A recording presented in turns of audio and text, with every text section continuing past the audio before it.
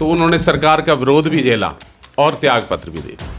तो ऐसे त्यागी पुरुष को हम सभी नमन भी करते हैं, जिन्होंने देश के लिए अपनी सारी उम्र लगा दी और लास्ट तक पढ़ते रहे।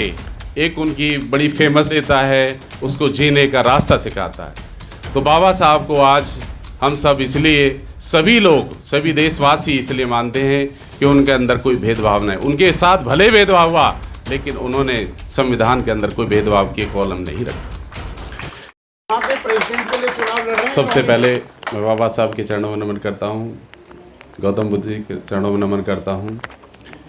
मंच पर विराजमान अधिवक्तागण, वक्तागण और उपस्थित सभी महानुभाव को नमन करता हूँ, नमस्कार करता हूँ।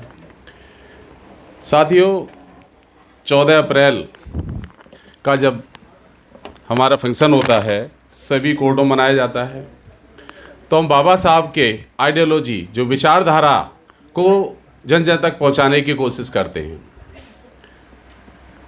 तो मैं बाबा साहब के बारे में, क्योंकि बाबा साहब के बारे में बहुत कुछ बता चुके हैं, उनके संघर्षों के बारे में, उनके सभी, तो मैं उनके एक छोटी सी है, जो हमारे IR सिंह जो मिशन चला रहे हैं, तो बाबा साहब का जो एक शिक्षा, जो उन्हें सिंबल ऑफ नॉलेज, उन्हें ऐसे नहीं मिला। बाबा साहब का मिशन भी यही था कि हर व्यक्ति शिक्षित हो, शिक्षित होगा तो वो अपना पहचान बनाएगा। तो बाबा साहब ने अपनी जो पहचान है उनकी शिक्षा से ही है। अम्बेडकर नाम भी उनके जो गुरु ने दिया था, तो इसीलिए दिया था क्योंकि उनकी पढ़ाई और उनके मेहनत को, तो उनको यहीं नहीं, उनको विदेश भी भेजा गया, जहाँ 4 डिग्रियाँ की डॉक्टरेट उन्होंने की। आज विदेशों में भी उनके स्टैचू लगाए जाते हैं। तो उनकी एक एजुकेशन ही है जिसके बल पर उन्होंने अपना परचम लहराया। आज हमारे देश का संविधान की जिम्मेदारी, देश के उस समय जो सरकार थी, तो बाबा साहब को ड्राफ्टिंग कमेटी का चेयरमैन आया, तो उस समय भी इसीलिए दिया गया था कि बाबा साहब बहुत ज़्यादा पढ़े लिखे थे, जिनके पास 32 डिग्री 9 भाषाओं का ज्ञान था, क्योंकि इतना पढ़ा लिखा उस समय कोई व्यक्ति नहीं था। तो उन्होंने अपनी, देखिए, जो संघर्ष फुल लाइफ थी एजुकेशन, जब उन्हें शिक्षा मिली तो बहुत ज़्यादा उन्होंने शोषण वगैरह उनके साथ हुआ, लेकिन संविधान बनाते समय उन्होंने अपनी परेशानी, अपने जो उनके साथ संघर्ष हुआ, उन्होंने कहीं झलक नहीं आती।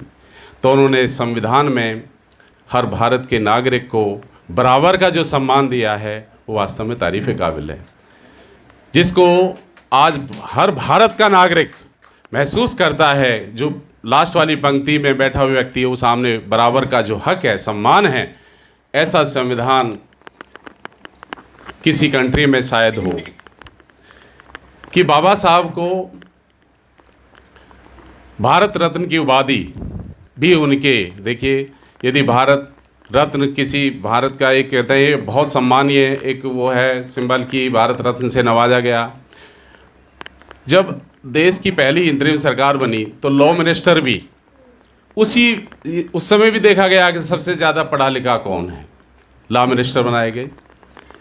जब कॉमन सिविल कोड की बात आई तो बाबा साहब को त्यागी पुरुष भी कहते हैं कि उन्होंने अपने त्याग, देखिए, लॉ मिनिस्टर से कोई रिजाइन नहीं करना चाहता। यदि किसी को गद्दी मिल जाए तो वो स्वार्थी हो सकता है। बाबा साहब के अपने विजन थे कि वो देश के लिए काम कर रहे थे।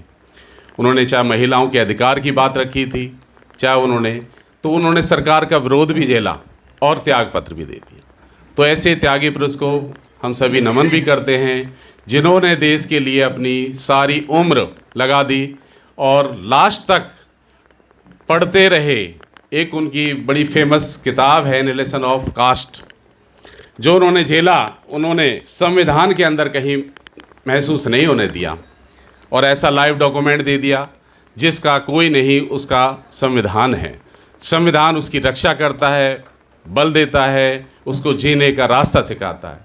तो बाबा साहब को आज हम सब इसलिए, सभी लोग, सभी देशवासी इसलिए मानते हैं कि उनके अंदर कोई भेदभाव नहीं। उनके साथ भले भेदभाव हुआ, लेकिन उन्होंने संविधान के अंदर कोई भेदभाव की कॉलम नहीं रखा। तो साथियों, हमारे कुछ साथी, आदेश मिल गया मैं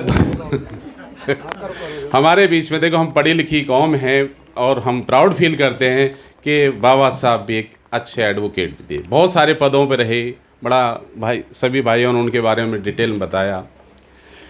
तो हमारे एक साथी हैं LP गौतम जी, हमारे बीच में बैठे हैं। तो बाबा साहब का यदि वास्तव में सही अच्छे फॉलोवर उनके हम मिशन को आगे बढ़ाना चाहते हैं तो हमें शिक्षा के ऊपर विशेष ध्यान देना चाहिए, क्योंकि शिक्षा से ही हमारी पहचान हो सकती है। LP गौतम जी के 4 बच्चे हैं। देखिए, बहुत ही अम्बेडकरवादी हैं। बहुत शुरू से ही जब से इन्होंने अम्बेडकर जी के बारे में पढ़ा, अपने परिवार को, आज 4 बच्चे सरकारी स्कूल में पढ़ करके 4 बच्चे डॉक्टर बने। तो सर, हम इसी शिक्षा को, बाबा साहब के मिशन को और IR सिंह के जो मिशन है, जो आज हम सब एकत्रित हुए हैं, तो यदि बाबा साहब के बारे में अभी 2-2 पेज भी पढ़ लें ना उसके जीवन के बारे में, तो हमारी ये आज की जो एक हमारा जो जयंती प्रोग्राम वो सफल होगा।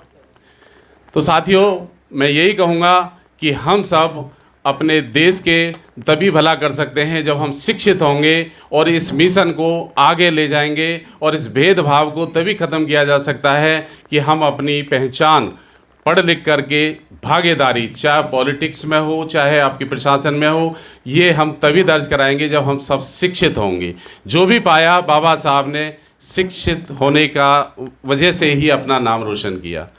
तो मैं IR सिंह का धन्यवाद करूंगा कि उन्होंने मुझे समय दिया और ऐसे मिशन को हमेशा आगे बढ़ाते रहें। इसके लिए बहुत बहुत धन्यवाद। जय भीम, नमो बुद्धा। थैंक यू राम कुमार जी, बहुत बहुत धन्यवाद। आप आए रोहिणी से 10